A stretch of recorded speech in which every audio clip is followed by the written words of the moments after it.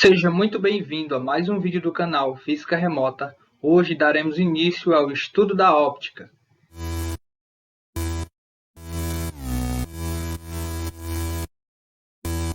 Óculos, telescópios, microscópios, lasers, fibra óptica.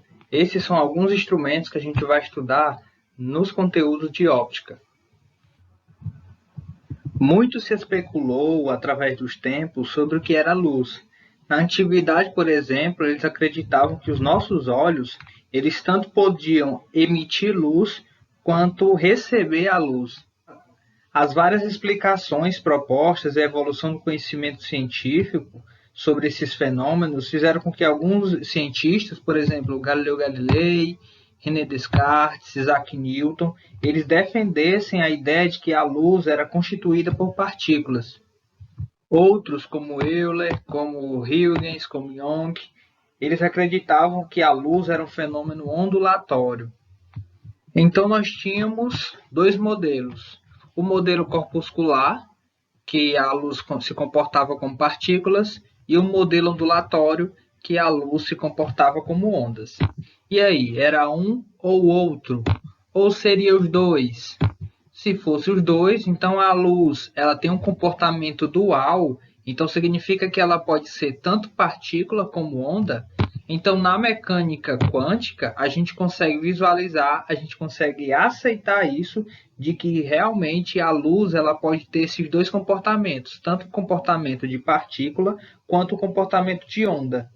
Para a gente dar continuidade, a gente precisa falar sobre as fontes de luz. O que seria fontes de luz? A gente denomina fonte de luz os corpos que emitem luz, e a gente pode classificar eles como primários ou secundários. Então, existem as fontes de luz primárias e secundárias. As primárias, elas são compostas pelos corpos luminosos, então são aqueles que produzem a luz. Então, por exemplo, o Sol, uma vela, um pedaço de metal ao ser esquentado. Então, esses exemplos aqui são exemplos de fontes de luz primárias. Já as fontes de luz secundárias são os corpos que são iluminados. Por exemplo, a Lua, a própria Terra, e você, eu, qualquer objeto que a gente consegue visualizar são fontes de luz secundária. Quanto ao tamanho das fontes de luz, elas podem ser pontuais, onde as dimensões delas serão desprezíveis. Um exemplo, uma vela iluminando o ambiente. Então, o tamanho dessa vela nesse ambiente ele vai ser desprezível se a gente comparar o tamanho desse ambiente que essa vela ela precisa iluminar. E existem as fontes de luz de tamanho extensas, né? Onde as dimensões delas são totalmente relevantes. Por exemplo, o Sol iluminando a Terra. Então, o tamanho do Sol comparado com o tamanho da Terra, então a dimensão dele precisa ser considerada. Então, nesse caso aqui, a gente tem uma fonte de luz extensa. Uma lâmpada incandescente numa sala também ela pode ser considerada extensa, já que a quantidade luminosa que ela está produzindo é maior do que uma vela, por exemplo. Uma fonte luminosa ela pode emitir uma luz monocromática, onde é uma luz simples, que tem uma única cor. Os lasers, né, são os exemplos que a gente conhece como luzes monocromáticas. E ele tem várias aplicações na medicina e na indústria. Você vai encontrar, por exemplo, um leitor de código de barra. Então, é um exemplo de luz monocromática. Também vai ter a luz policromática. Já na luz policromática, a luz ela é composta, então ela tem várias cores. Um exemplo é a própria luz do Sol, né, que a gente todo dia recebe. Então, a luz do Sol ela é branca, mas se a gente colocar ela num prisma, por exemplo, a gente vai ver essa decomposição dela, onde a gente vai ter o vermelho, o alaranjado, o amarelo, o verde, o azul, o anil e o violeta. Então, a luz branca aqui, a luz do Sol, ela é policromática e ela é composta por todas essas luzes.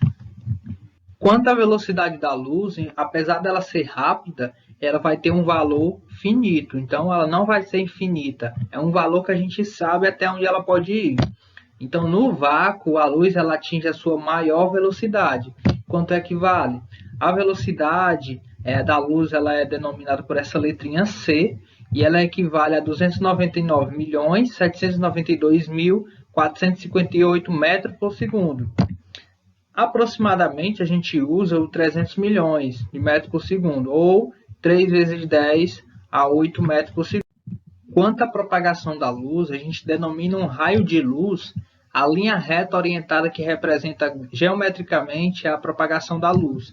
Então, por exemplo, a gente tem aqui uma fonte de luz, ela está se propagando aqui em todas as direções e sentidos, e a gente trabalha aqui essa linha reta aqui, que é o que a gente chama de raio de luz, que é o que chega aqui, por exemplo, aqui até esse observador. Quando a gente tem mais de um raio de luz, a gente chama de feixe de luz ou um pincel de luz. Então aqui a gente tem, por exemplo, 3 raios de luz. A gente chama aqui de pincel cônico convergente, porque ele está convergindo aqui para um único ponto. E esse aqui está saindo de um único ponto, que é o que a gente chama de pincel cônico divergente. Então ele está divergindo aqui nessas direções. Aí a gente também tem aqui um pincel cilíndrico, que é quando os raios de luz eles estão em paralelo. Mas uma coisa que a gente precisa saber quanto à luz é que a luz ela é invisível.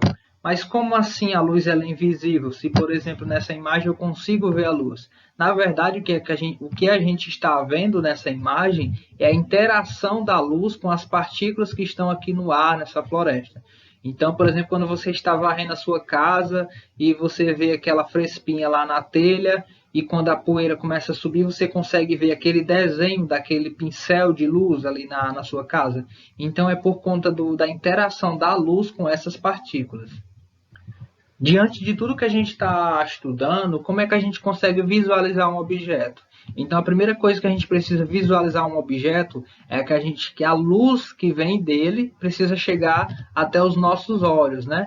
Então, para isso, a gente precisa de um objeto que seja uma fonte de luz. Esse jarro de planta, ele não é uma fonte de luz primária, então ele não vai produzir luz. Então, a gente precisa de quê? A gente precisa de uma fonte de luz. Então, a gente tem aqui uma lâmpada. Quando essa lâmpada é acesa, os raios de luz dela vão iluminar esse jarro de planta e logo em seguida a gente consegue visualizar ele por conta da emissão que esse jarro de planta vai fazer. Então, a gente tem aqui uma fonte primária, a gente tem aqui uma fonte secundária e o observador, ok? Deixo para vocês um desafio simples. Dos corpos citados a seguir, quais representam a fonte de luz primária e quais são secundárias? Aí a gente tem uma lâmpada acesa, uma lâmpada apagada, o Sol, a Terra, a Lua e as estrelas. Então, qual desses aqui são secundárias e qual desses aqui são primárias?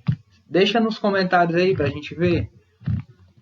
Chegamos então ao final da aula. Na próxima aula a gente vai ver os meios de propagação da luz e os princípios da óptica geométrica. Aguardo todos vocês. Tchau, tchau.